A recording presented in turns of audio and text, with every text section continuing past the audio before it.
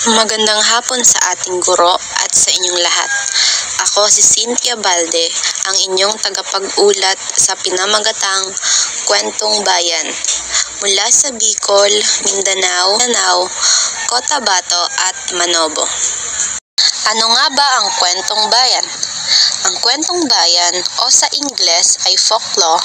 Ito ay ang mga salaysay hinggil sa mga likhang isip na mga tauhan na kumakatawan sa mga uri ng mamamayan. Karaniwang kaugnay ang kwentong bayan ng isang tiyak na pook o rehiyon ng isang bansa o lupain. Kaugnay nito ang alamat at mga mito. Maaari ba kayo makapagbigay ng halimbawa ng kwentong bayan? Tama, lahat ng inyong mga nabanggit ay mga halimbawa ng isang kwentong bayan. Ito ay mga halimbawa pa lamang ng isang kwentong bayan. Ang alamat ng Bulkang Mayon. Alamat ni Maria Makiling, ang kwento ng pinya, ang matching at ang pagong, at kung bakit nagkagalit ang aso, pusa at daga. Iyan ay ang mga kwentong bayan na nanggagaling sa iba't ibang pook o rehiyon dito sa ating bansa. Dito sa Bicol, mayroong kwentong bayan na pinamagatang ang alamat ng Bulkang Mayon.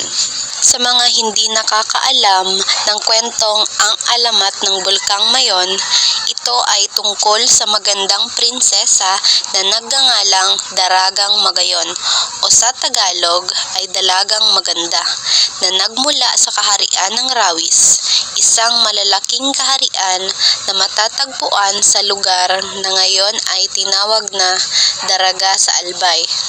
Ayon sa kwento, ang Bulkang Mayon ay ang inilibingan ni Daragang Magayon at ni Panganoron, na mula noon ang bulkan ay tinawag sa pinaiksing pangalan ni Magayon. Mula naman sa Mindanao, mayroong kwentong bayan na pinamagatang Manik Buangsi. Sa Zamboanga ay may isang dalaga na nagngangalang Tuan Putli, bunsong anak ng sultan. Siya ang pinakamaganda sa 7 magkakapatid. Sa kanyang panaginip ay nakita niya ang lalaki ng kanyang iniibig. Ito ay si Manik Buangsi. Datapwat si Manik Buangsi ay hindi isang pangkaraniwang tao. Siya ang nilalang na walang kamatayan at nakatira sa puok ng mga bathala. Naging mag-asawa sina Tuan Putli at Manik Buangsi. Ngunit si Tuan Putli ay naging selosa at hindi nakikinig sa kanyang asawa. Si Tuan Putli ay namatay sa kanilang paglalakbay patungo sa lugar ni Manik Buangsi. Sa Lanao, mayroong kwentong bayan na pinamagatang ang kwento ni Bantugan. Si Bantugan ay isang matapang na mandirigmang taga-Lanao. Kilala siya sa buong rehiyon bilang mahusay na mandirigma at napakatalinong lider.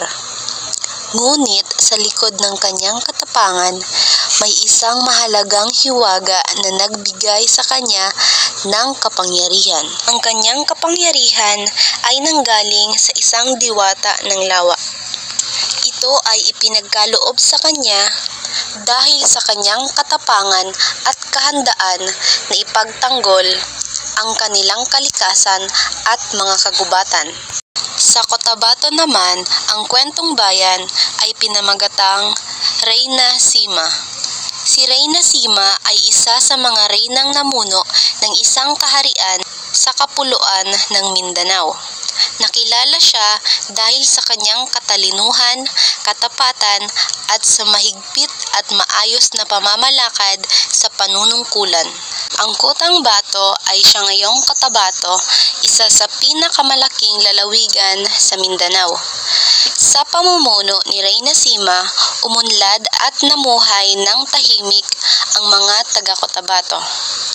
Kabilang sa patakaran na mahigpit na ipinatutupad ng reyna ay ang paggalang, paggawa at katapatan ng kanyang mga tauhan. ang sino mang lumabag sa ipinag-uutos ng reyna ay pinarurusahan. Naman sa kwentong bayan ng Manobo, mayroong nagngangalang Tulalang. Si Tulalang ay panganay na anak ng isang mag-asawang mahirap. Nagtungong gubat upang manguha ng ratan si Tulalang nang may lumapit na matanda at sinabi na wag na silang mag-alala at hindi na sila magugutom kailanman. Pagkalipas ng panahon, nanirahan sila sa isang torohan o palasyo. Sa kabila ng kanilang kasaganaan ay nanatili pa rin silang masisipag. At doon na po nagtatapos ang ating talakayan tungkol sa iba't ibang kwentong bayan. Kung kayo ay may katanungan, narito ang aking Facebook account. Maaari kayong magpadala ng mensahe tungkol sa ating naging talakayan ngayong araw. Salamat po sa inyong panonood at kooperasyon.